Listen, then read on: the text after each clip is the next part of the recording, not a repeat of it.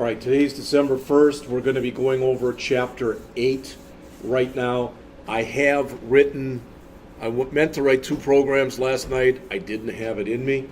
So I wrote Part01 today, and I finished it this morning. So I will send that to you in a little bit, just so you see it.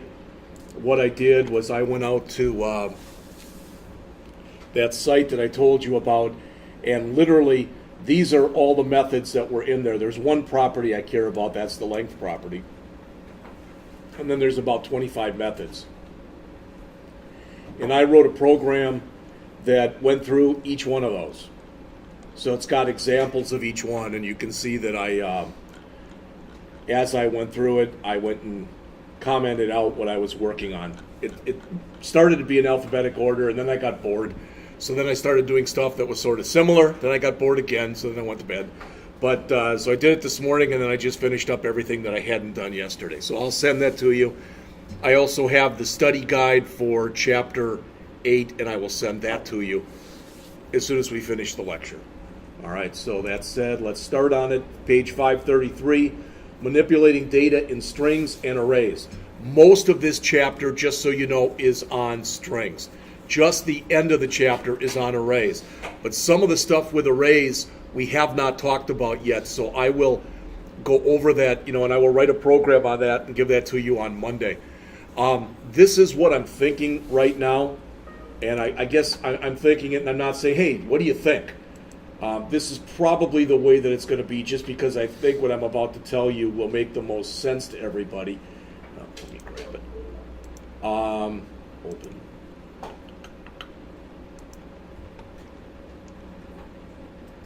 Someplace in here, there's our semester schedule.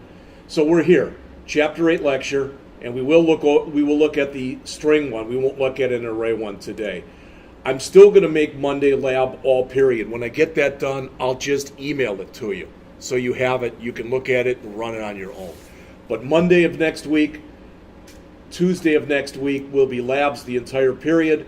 Wednesday of next week, the written test, and then lab. Thursday, Chapter 12, Friday lab. You can see the schedule, okay?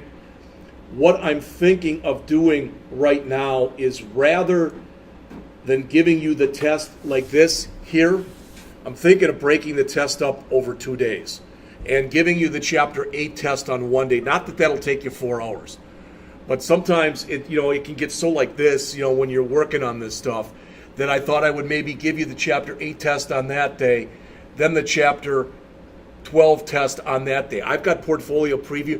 We can go through that in about 10 minutes. That's not going to be a big thing. And I'd still like to do this in 2 weeks. I'm meeting my daughter tonight. If you don't know it, I'm trying to buy a home. I owe about $3,000 on my home in Illinois, and my wife is still there trying to sell that house. And then she's going to move down here. One or both of my kids might move down. My other kids might move down too. I don't know. But I'm seeing a house tonight, so I'm going to try to get on her case, because there'll be a real estate agent there too, so I can embarrass her in front of the agent and say, hey, are you going to get me that information for the website? And we'll see. All right. And then again, as you've already been told, that last week is all going to be for you to work on your portfolio. You come back the 8th, all right? I found out yesterday they may actually have us come back as soon as the 2nd. I was surprised. I'm hoping it's at least the 3rd, but we'll see. All right. So like I said, the majority of this chapter is on strings. So manipulate strings with properties and methods of the string object. I already showed you this thing yesterday that went over basically the 25. There's about 3 properties for strings and about 25 methods. Those are the main ones. All right. And there's other places you can go to get that information, but that right there is probably as good as any place else. Then we're going to talk about regular expressions, all right, which you may or may not have ever heard of, but we'll get to those in just a bit. Then we'll go into the array stuff, all right. Manipulate arrays and with properties and methods. Again, I also showed you this yesterday, which has in it basically the different, back up one here, the different array methods, all right. And again, there are something like, what is it? I want the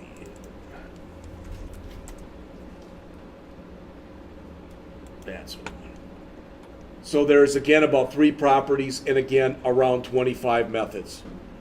So I will have on Monday a very similar program to the one that you just have, and I'll put a few regular expression examples in there too, so you can see those.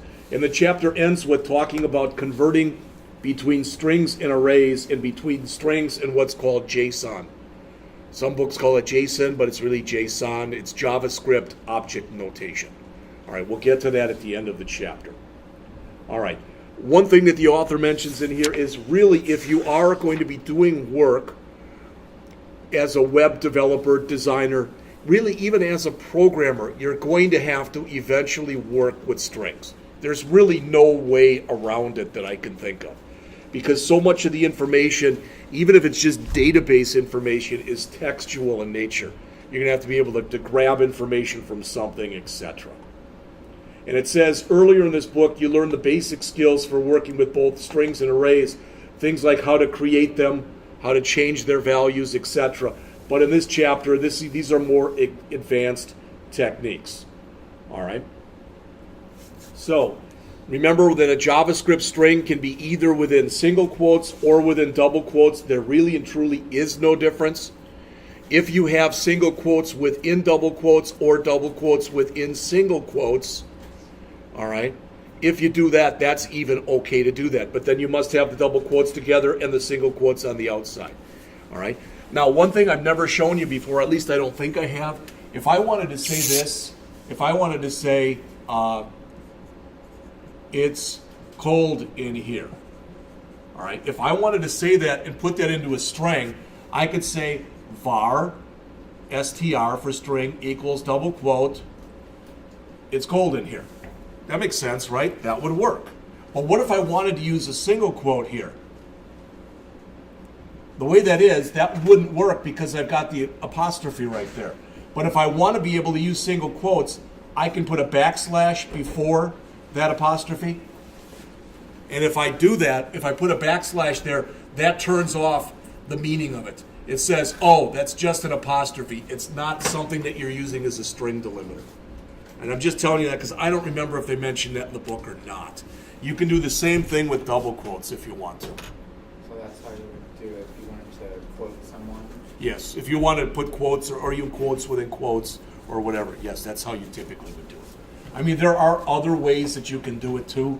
You can make a substring and you can put the double quotes in the substring and then just append that on. So there's a lot of ways that it can be done, but that's usually how it's done. Right. Again, they give an example here halfway down on page 534. They say this isn't valid. You should be able to look at that by now and know why that's not valid. It starts with a double quote, it ends with a single quote. All right? I mean, these are just things that by now should be clicking with you, all right, for lack of better words. All right. Notice in here, this may be on the test. I don't remember if it is or not. They talk about the word parsing, and it says parsing refers to the act of extracting characters or substrings from a larger string. It used to be that back in the olden days, like in the 80s and 90s, that's not meant to be a joke, but back in the olden days, before a lot of people really understood what databases were about, they would have a field in a database that was called name. And unfortunately, sometimes it would have a person's first name, sometimes their first name and their last name, sometimes their first name and their middle initial and their last name. All right? And there were a lot of people who actually made a living out of fixing up how people had screwed up their databases. So in other words, they would take those 1, 2, or 3 things combined and put them into like 3 different fields. Is what I'm saying make sense? That's parsing. All right, right there. And when you look at it, this is parsing. Rather than having your book with every single character that's in here, what happened? Well, they parsed this into chapters. They parsed the chapters. All right, they parsed the book into chapters. They parsed the chapters into paragraphs. They parsed the paragraphs into sentences. They parsed the sentences into words, etc. So it's just this big act of parsing. I don't think that's anything that's over and above any of you in here to understand that. Now, JavaScript has what's called a string class. All right? And that's how you manipulate strings. With some of the stuff in this program that I'm going to copy over to you in just a bit, it'll say string dot something. All right? And that means that you're literally using the string class. Now, in this chapter, as you can see here, this is what you're working with. It's the Golden Rocks National Park. All right? It's a website for the park, and you're going to be doing different kinds of manipulation in here using strings. All right? So you've got this, and it says much of the code for this page has already been done for you. It says this on the top of 536. Your task will be to use the properties and methods of the string class, the regex, which is short for regular expression, the array class, and use JSON to check and manipulate values. As always, I'm not going over any of this. That's what you're supposed to be doing in here. All right? All right. On the bottom of 537 and going on to 538, this is what I just mentioned to you. I guess it is in here. So see this? Everybody see the example here that's on the top of page 538 and it's in blue? Putting in that backslash before that apostrophe turns off the special meaning of the apostrophe. It says it's an apostrophe and nothing else. It's not a string delimiter. Now the one you're going to use most often is this. Does everybody know by now what that is? It means new line, which really means carriage return plus line feed. It's like you hit the enter key, for lack of better words. The other one that you might want to use if you're formatting is this. Anybody know what that means? Want to guess what T stands for? It's tab. So if you wanted to add tabs to kind of line stuff up, you can do a /T. Those are the ones you're going to use most often. There are other escape characters that you can use, but those are the two that you're going to use probably 99% of the time. All right.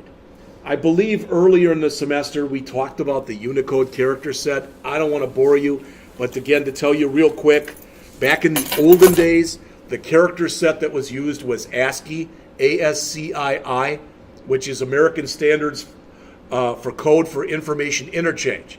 That only had 255 characters in it. And when the only language basically that we cared about was English, that worked out fine. But then time went on, you know, and we started to trade with other countries, etc., and we needed to be able to use other countries' character sets. All right? And with 255, it wasn't big enough. So they went to the Unicode Character Set, which now has over 100,000 characters in it. It started with 65,536. It now has over 100,000. The first 255 characters in the Unicode Character Set are the old ASCII character set.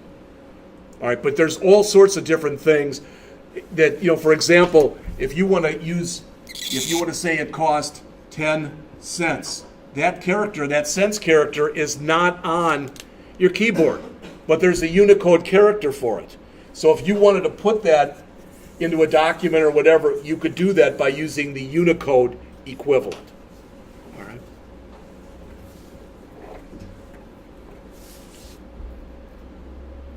They mentioned there, you know, when you use that, you can do stuff like this. That's actually using a Unicode character right there. All right. And then the author says, well, if you don't want to do that, there's also something called from char code. And you said, what the hell is that? That's one of the things that I gave you in this program that I did for you. So you can take things and send them to their Unicode character, and you'll go back and forth. You'll see it in the examples. All right. This is called a static method, and that may or may not mean a darn thing to you. Since we didn't go over Chapter 7, saying static method might not mean anything to you. But if a method is static, that means it doesn't need to have a class associated with it. All right? I'm just giving you a very simple definition. Am I right in assuming if you look on the screen, you all understand what two uppercase and what two lowercase do? All right? It takes whatever's in the string and makes it uppercase or it makes it lowercase. I don't think that JavaScript has a title case, so I don't believe there's something that you can use for that. Not to my knowledge, at least. All right. So, as always then, you're starting to go in here on the bottom of 539 and on 540. You're going in and you're doing a bunch of work in this goldenrod thing. All right. Counting characters in a string. We talked about this the other day. There's a length property. So if you look up on the screen here at the example, Kingdom of Monaco. All right. The length is 18. I'm not going to count them for you, but that's what this should be. This is still considered character 0. That's character 17. But there are a total of 18 characters in there. And it would even be possible, if I wanted to, I could say, string length equals this, as an example.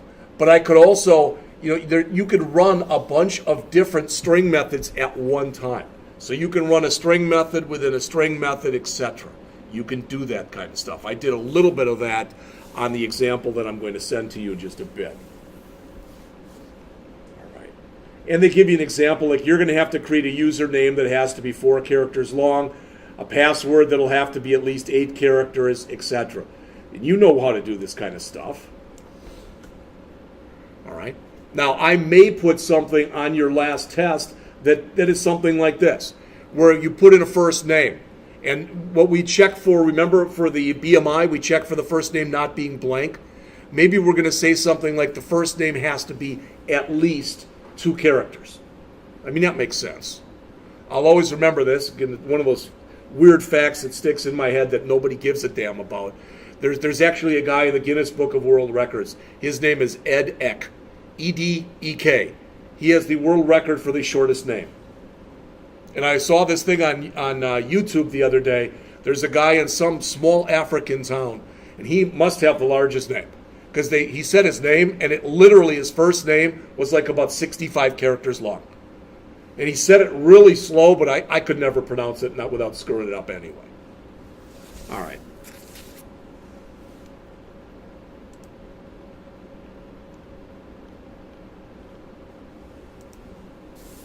So on pages 543, or on page 543, they have many of the string methods. This one I give you an example of. This one you get an example of. This one, I think this one. This one you do, this one you do, this one you do, this one you do. So you'll have examples of all those. All right? And like I said, when we take our first break this morning at around 9, I'll email you that. All right, so you have it. You can take a look at it and start playing with it if you have a desire to do so. All right. When you start working with characters, here's some examples of the different string class methods and stuff that you can use. All right. I mentioned this to you the other day that if I'm comparing 2 strings, if I'm comparing Mark and Mary, all right, they're the same, they're the same, they're the same, they're different. Okay, that is what I told you the other day. That's called a lexicographical. That's the kind of a comparison it does. All right. Now, unless you tell it you're working with numbers, if I've got a number here, 127, and 2, it compares these two and it says, oh, 1's less than 2, so that one is less than this one. So when you're working with numbers, you have to let the system know that you're working with numbers. And what I mean is, you saw this yesterday when we looked at that in the example that we did, all right, with that number or that array fun example. If you remember, we had to put a special function in there to, for our sorting and ascending and descending order to let the system know that they were numbers that we were working with.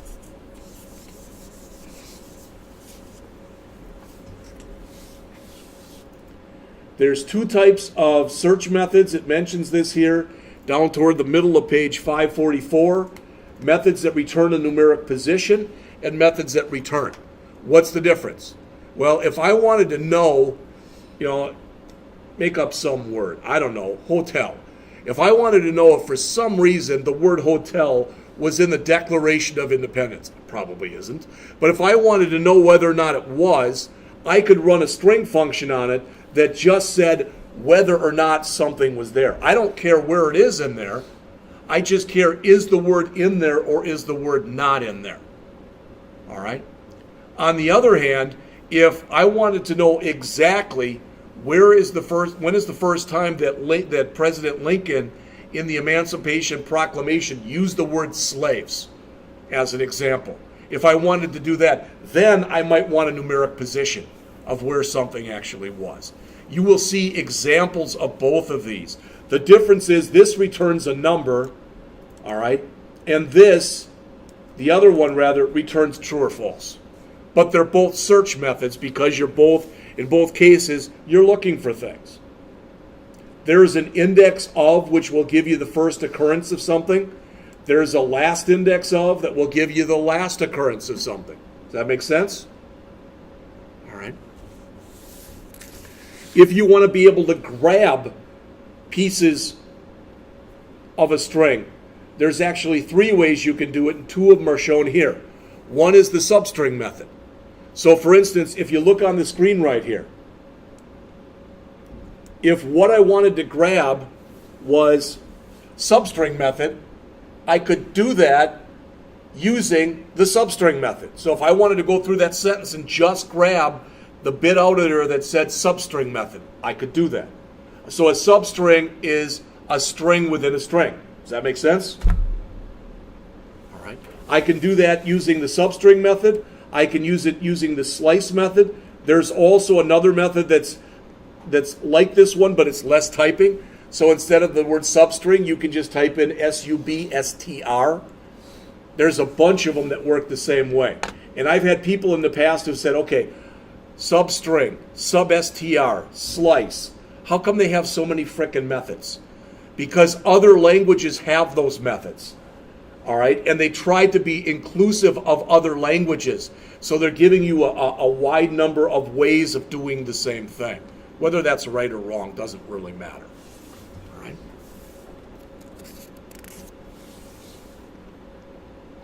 And again, I already mentioned there's a last index of.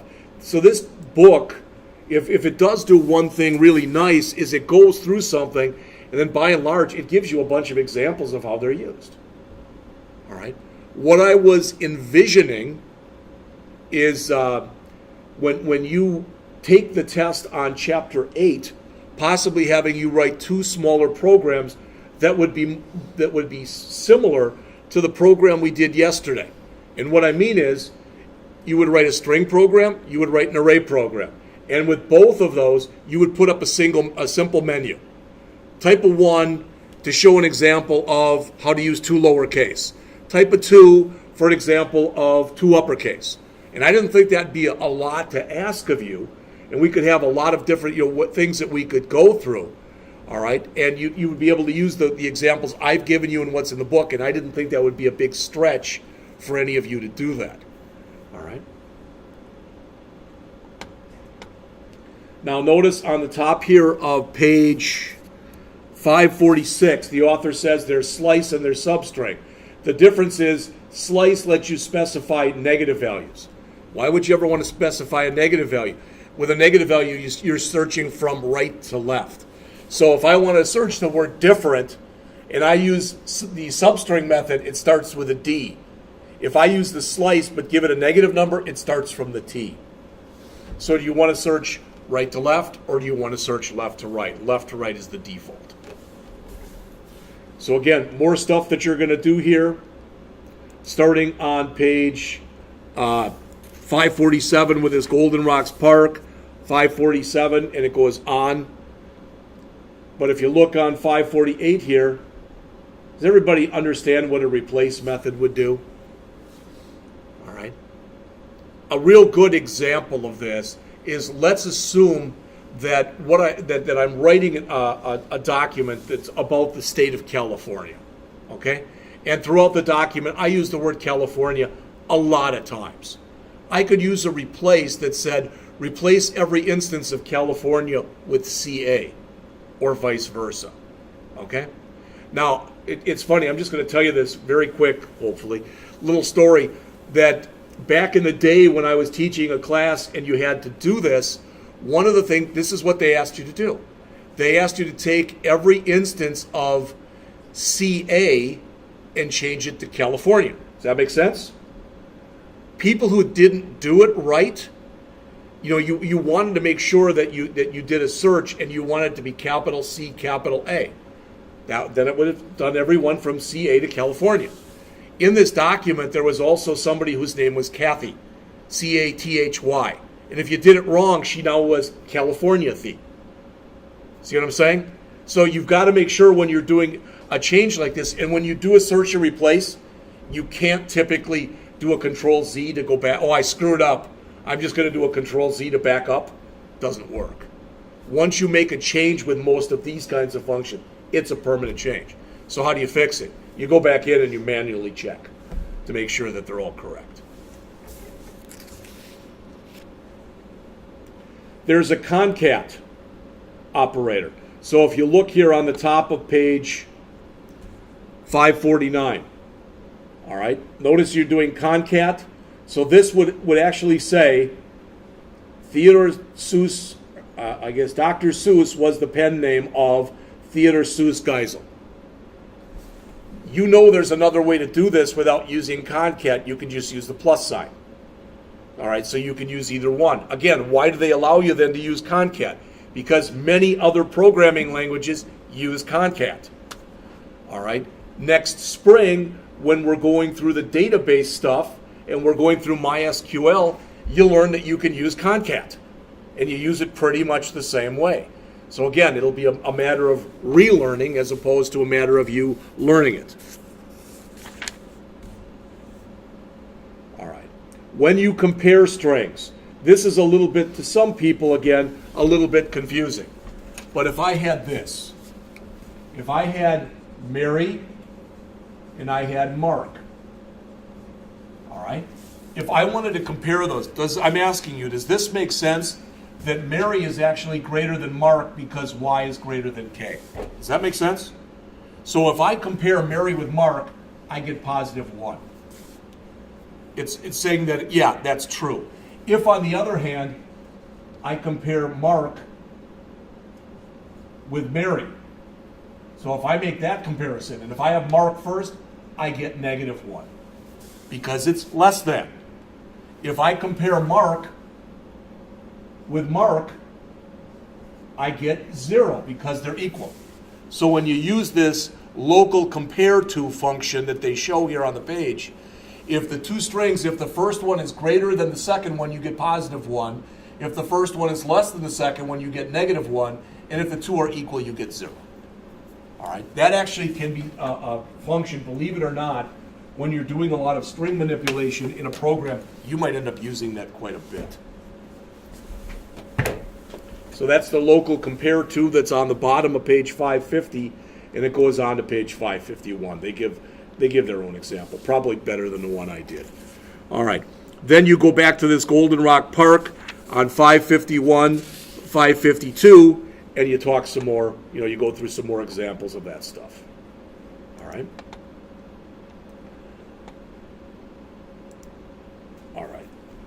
Next is regular expressions, which is on 553. And I may have shown you guys this. I don't know. But I know Colin's probably seen it before in the other class. But if you go out to this site right here, this is a site I always push people at for regular expressions.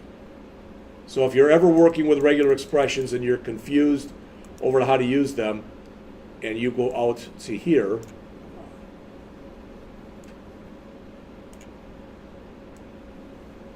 I can virtually guarantee you that's going to have everything you're ever going to need to know about regular expressions.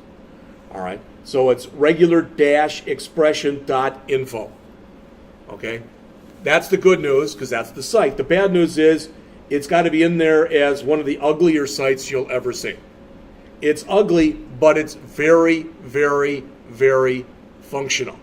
All right, and if you look, you'll notice that they've got in here, for example, tools and languages.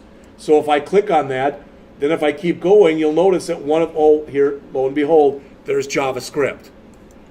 And it's got a bunch of stuff in here then under the JavaScript over how you do regular expression handling with JavaScript. our book is very superficial in the coverage it gives of regular expressions. This is good. There's even, if you look over here, if you look up on the screen, notice there's a whole tutorial on how to use regular expressions.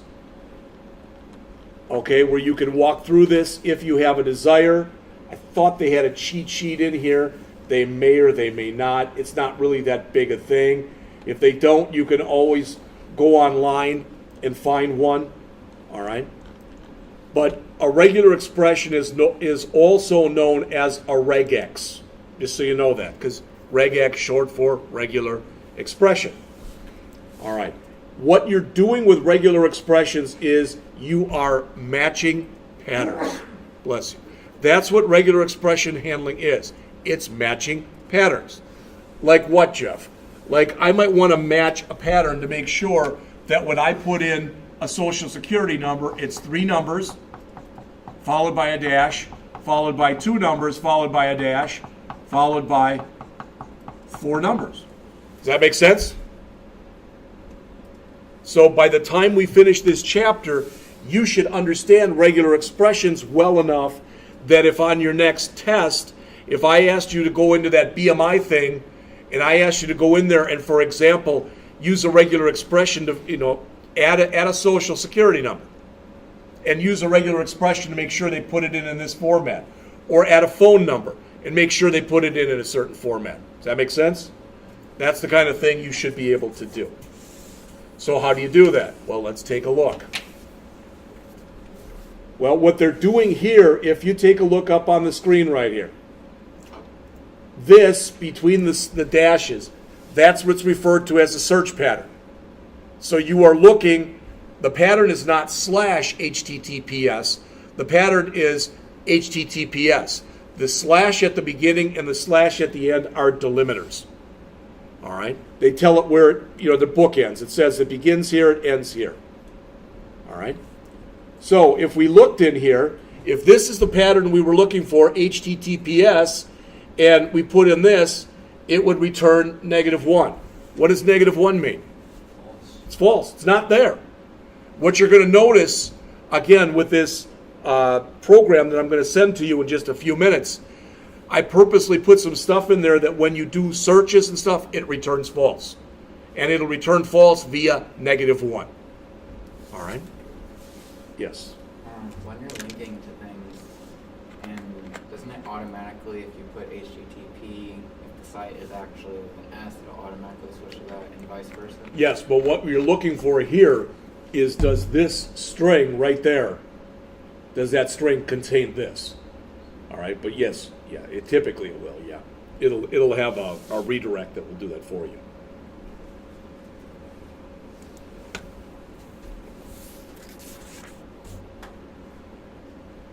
So you will do a little bit of regular expression handling in here.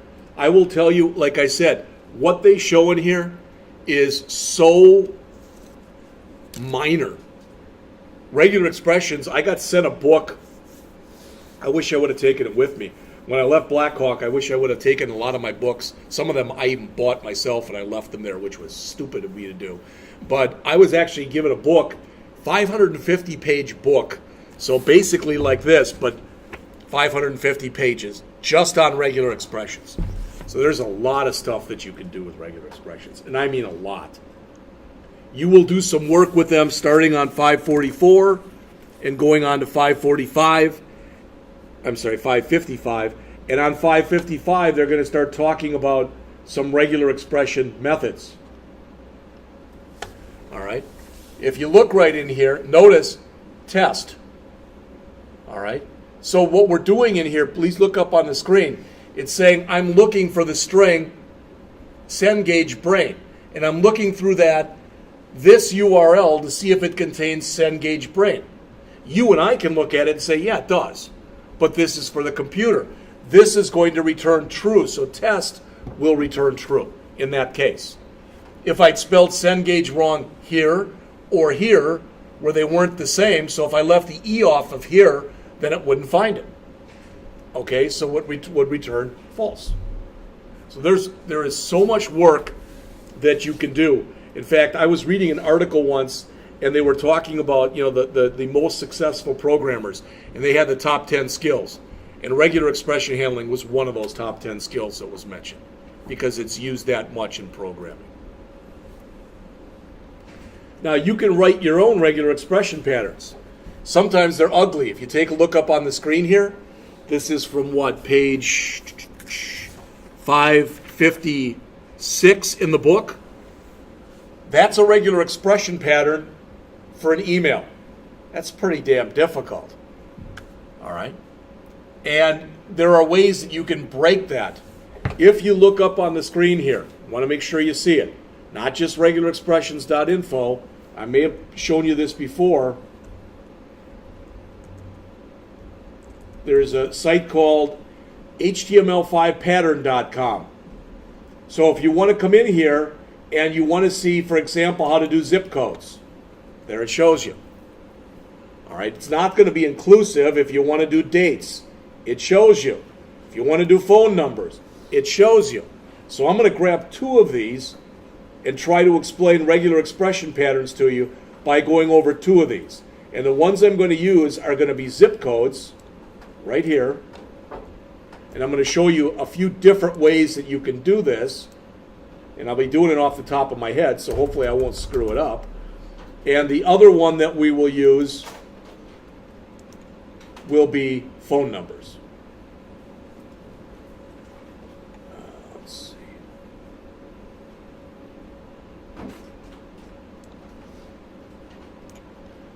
There it is. That's what we want. Oops.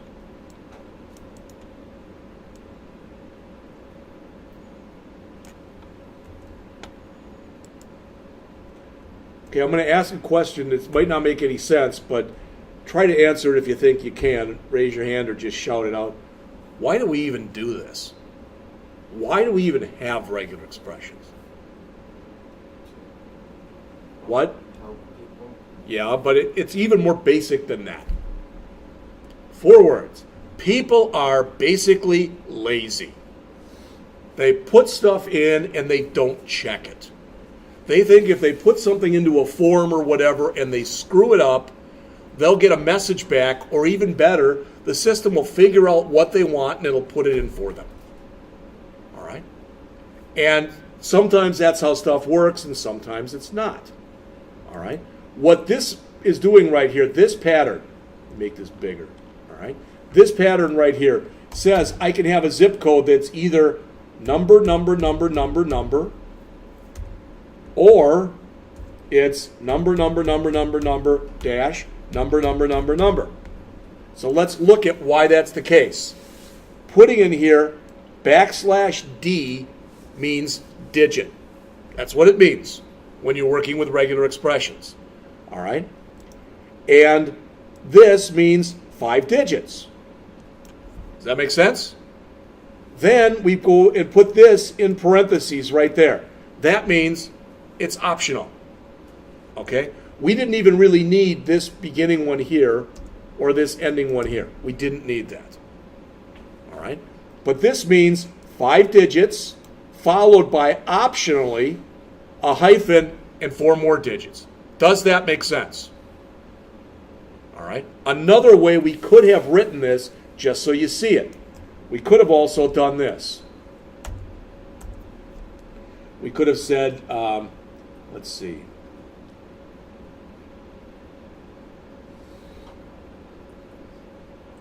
I got a feeling if I show it to you, I'm going to give you the wrong syntax. We'll just use that one. All right, but there are other ways that it could be done. Yes. Is that a different language than? No, it's something that's incorporated into programming languages. All right. That's the best way I can tell you. That's not the perfect answer, but that's the best way I can tell you. All right. You could also do stuff like this. If you look here, you could also do stuff like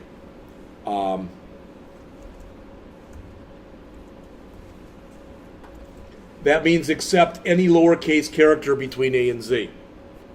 If I do this, that means accept any alphabetic character, lowercase a through Z or uppercase A through Z. So there's a lot of different ways that you can use this stuff. All right. Now let's look at the other one here. Okay. This shows 3 digits followed by a hyphen, followed by 3 digits. Oops, I'm sorry. A hyphen, 3 digits, followed by a hyphen, followed by 4 digits. That makes sense? You say, well, what if I wanted parens in here? You would literally then add the parens. What if I wanted it set up, that's why a lot of times what you find is companies say, if you're putting in a phone number, you put it in like this. They agree on one standard format. That makes it much easier for them too. All right. If this means digit right there, if that D means digit, anybody want to take a wild guess over what this would mean? That means not a digit. Okay?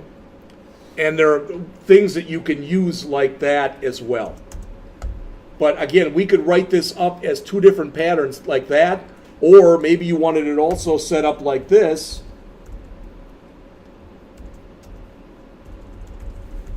The problem with allowing that pattern, if you look up on the screen here, you've seen phone numbers like that. Everybody has. So if I do that, am I going to allow this? So all of a sudden you've got 2 or 3 different derivations, and it's more stuff you have to program for. On the other hand, if you come in there and you go, you know what? You want to put in your frickin' telephone number, you put it in like that or you don't put it in. But there's even a problem with that. There's 2 problems. One is, what if I don't know the zip or the area code? What if I don't? When I moved here, I didn't know what my area code was. All right, and not only that, this handles American phone numbers. English phone numbers, for example, are different. When you dial international, you might have to dial a 0 first or a something else first. So this is just local stuff. Hopefully you start to see the gravity of this in that if you're going to be doing stuff like this, there's a hell of a lot that you have to program for.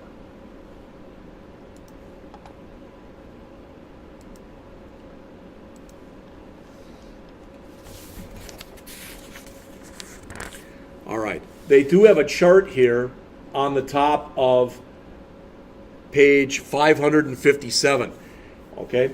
And it says JavaScript regular expression meta characters. I wish they wouldn't say that. It's because those are regular expression meta characters. You can do the same kind of thing next semester once you learn how in C#. You can do the same kind of thing next fall in ASP.NET. You can do the same kind of thing next spring in Java. All right? They're all done basically the same way. They all recognize these same characters. Okay? But I want you to, just trying to explain this to you a little bit. If I put this in right here, just like this, it's going to accept that pattern. Does that make sense to everybody? It's going to accept that pattern. But technically, if I put that in like this, and I put in, here's my phone number, all right, and I put it in like that, that's still acceptable because the pattern is still met. If I want the only thing to be in here to be this and nothing else, then I typically would put it in like this.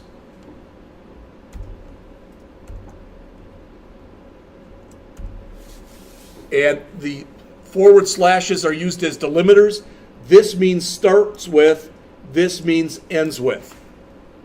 All right, and since there's nothing else in there, that's all I allow. So now this will be illegal because I have that at the beginning of it. Does that make sense?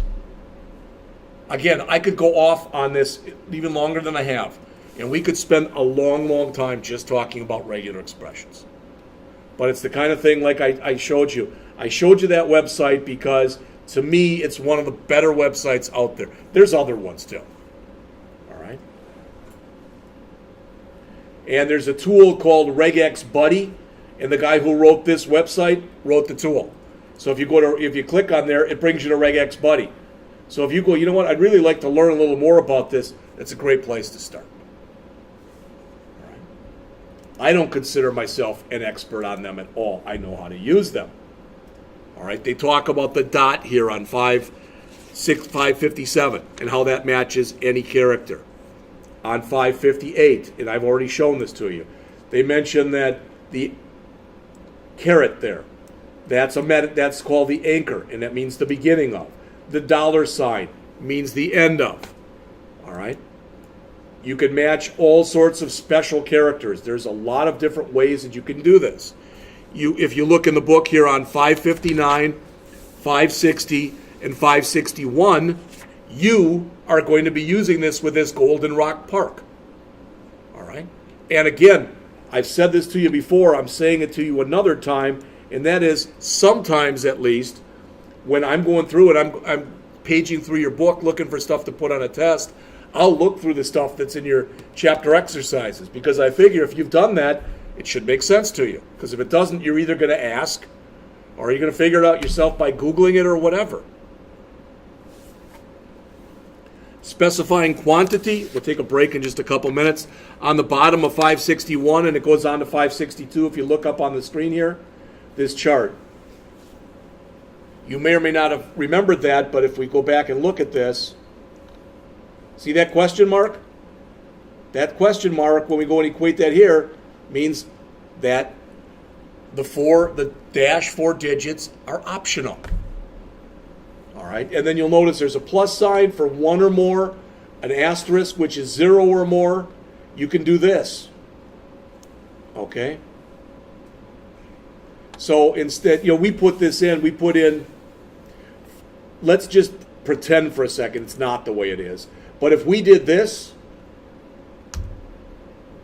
so if we did this right here, if you look up on the screen, I changed that from D5 to D1, 5, that would mean it would accept either 1 character, then a dash, or 2 characters, and then a dash, etc., all the way up to 5.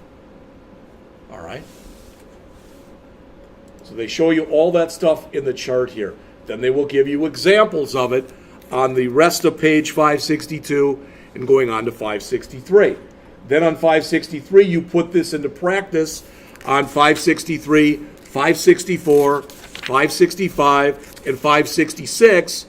You put all that stuff into practice by working on the Goldenrock Park thing. All right? Let's see exactly where this ends. All right. So turning up to 566 on the bottom of the page here,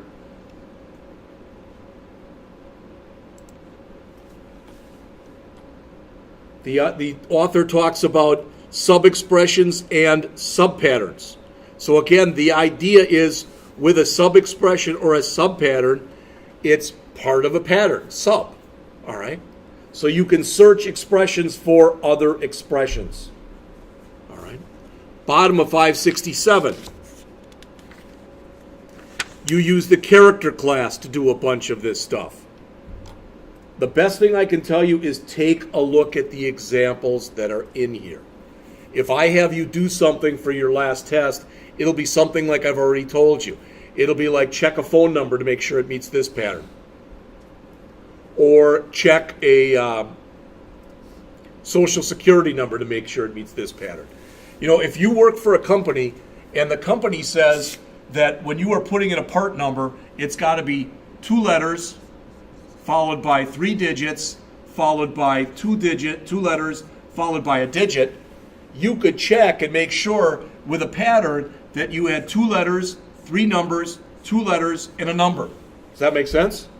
That's the way you use stuff like this. All right? To make sure that people do what they're supposed to do, because again, it all goes back to the 4 words I told you before. People are naturally lazy. All right? And it's funny because I've said that before, and sometimes people will go, and they'll even complain to my boss, he called us lazy. Yeah, I did.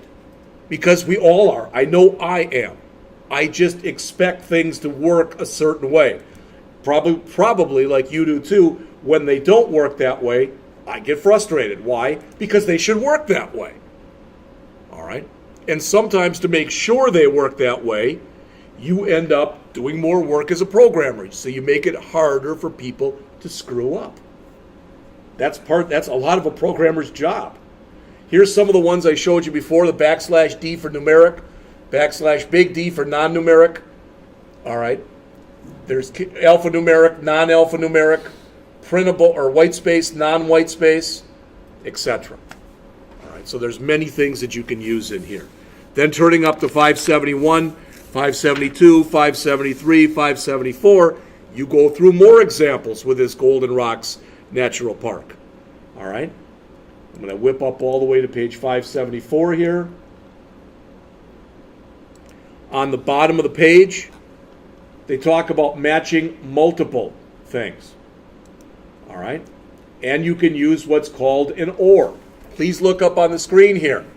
This says if you put in, it's going to be used with putting in some kind of a URL. It has to end either with .com or .org or .net. So that slash there means ends with. All right? If you, by default, when you search for something, so by default, this is a dumb example, but let's say in the Constitution of the United States, I wanted every instance of the word the. If I did a search like I've shown you so far, all I get is the first one. That's it. But if after I put in that search, if I put a G on the end, that means find every match. G means global. Find everything. If I put an I on the end, it means I don't care if it's uppercase or lowercase. And you can combine these things. You can have both a G and an I, for example, in here. All right. That pretty much is it. It gets us up to 579. And on 579, we stop talking about strings and regular expressions, and we go into arrays. It's 9:01. Let's come back at 9:15, and we'll pick it up. There's not really that much left in the chapter. There's only about 10 pages or so left in the chapter. Maybe, I guess it's more than that. I thought it was 10. All right, it's closer to 20. But we should be able to do that and be done by 10 o'clock and also go over the test review and the program that I'm going to send you right now. So get out of here and come back at 9:15, please.